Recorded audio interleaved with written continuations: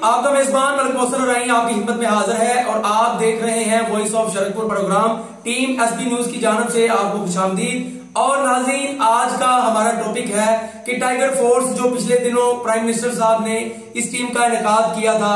आज हमारे साथ शरकपुर के कोऑर्डिनेटर हाशिर खान मौजूद हैं और इनसे पूछते हैं कि ये टाइगर फोर्स के कोऑर्डिनेटर हैं शरकपुर में, और टाइगर फोर्स का क्या किरदार है, कैसे क्याम हुआ और इसका क्या वर्क कर रही है आप इस वक्त। अस्सलाम वालेकुम। जी वालेकुम सलाम। जी खान साहब, टाइगर फोर्स के मुताबिक सबसे पहले हमारे नाज़रीन को जी सबसे पहले तो मैं बिस्मिल्लाहिर्रहमानिर्रहीम अपने ये एसबी न्यूज़ की पूरी टीम का शुक्रगुजार हूँ कि इन्होंने हमें मौका फराहम किया कि हम अपनी आवाज़ आवाम तक पहुँचा सकें और हम आवाम को बता सकें आया कि ये टाइगर फोर्स का इनेकाद किस वजह से किया गया और इसके SOPs जॉब्स के क्या थे। तो इस हवाले से मैं ये बताना चाहूँगा कि ये प्राइम मिनिस्टर साहब ने जो फोर्स बनाई थी, इसका मकसद था कि कोरोना का जो रिलीफ है वो आवाम को किस तरीक़ा से दिया जाए।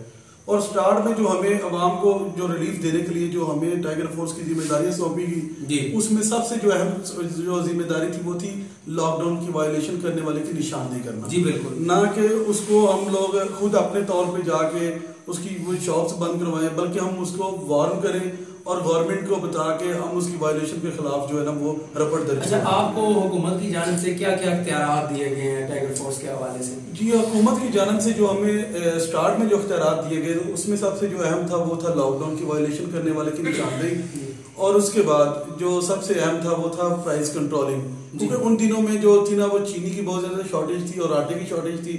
और अल्हम्दुलिल्लाह हमारी टीम के हमारे कुछ बच्चे इस तरह के थे कि जिन्होंने जखीरा अंदोजी की बर वक्त जो है ना वो हमने बताया, और उसके ऊपर एसी साहब जो मदर सरवर गुज्जर साहब हैं, हम उनके बड़े मशहूर हैं, उन्होंने कार्रवाई भी की और अल्हम्दुलिल्लाह हम उन लोगों को पकड़ा भी था। जी नाजरीन, मैं हूँ Syed Ali शराजी, team SB news के साथ। तो मेरा हाशिर खान साहब से पहला सवाल है कि मुझे बताएं कि तहसील शरकपुर शरीफ में बहुत से पढ़े लिखे और बहुत से क्वालिफाइड जो नौजवान मौजूद हैं, तो जो आपकी तकर्री एज ए कोऑर्डिनेटर तहसील शरकपुर हुई वो सियासी बुनियाद पर हुई या आप में क्या हैसियत थी जो आपको इस सीट के लिए चुना गया?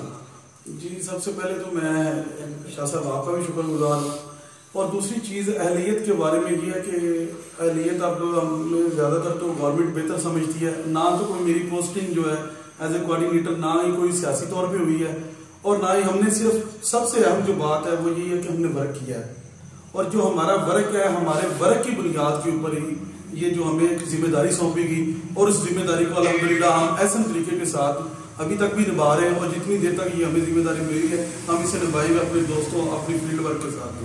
अच्छा खान साहब, एक सवाल मैं भी करना चाहना वा, मैं पावर लैंडर ही है, मैं भी सवाल पूछना है जनाब, मेरी भी गल सुन लिया करो जनाब। मैं खान साहब को ये पूछना चाह रहा जनाब, तुसी माशाल्लाह साल हो गया मतलब धुप भी नहीं वेंदे, छां भी नहीं वेंदे, बारिश आउंदी है, बदल आंदा, भजे फिरदे हो।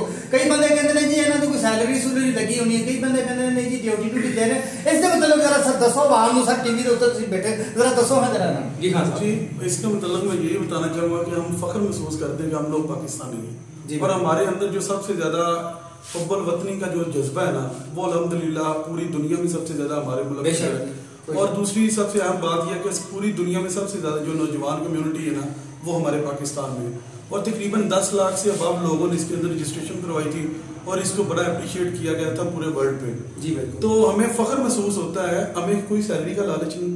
अभी फिर मैं आप तमाम नाजरीन को बताता चलूँ कि हमें कोई सैलरी नहीं दी जा रही, कोई वेज नहीं हमें दी जा रही, और इसी वजह से हमें लोग बहुत ज्यादा सवालों के भी हमें जवाब देना पड़ते हैं कि भाई कोई बंदा इस तरह इतनी देर तक काम नहीं करता। जी ठीक है, और ये किस तरह आप काम कर रहे हैं। और मैं बारह फिर हल्फन ये बात करना चाहूंगा कि हमें शुक्र अल्हम्दुलिल्लाह करना चाहूंगा कि हमें कोई किसी किस्म की सैलरी नहीं मिल रही, लेकिन हमें सबसे जो अहम है वो हमारे अल्लाह पाक की तरफ से किया है कि हम अपने मुल्क की हुब्बुल वतनी के जरिए हम खिदमत कर रहे हैं। अच्छा खान साहब, ये बताइए कि जब से ये टाइगर फोर्स बनी है तो बेहतरी क्या आई है निजाम में?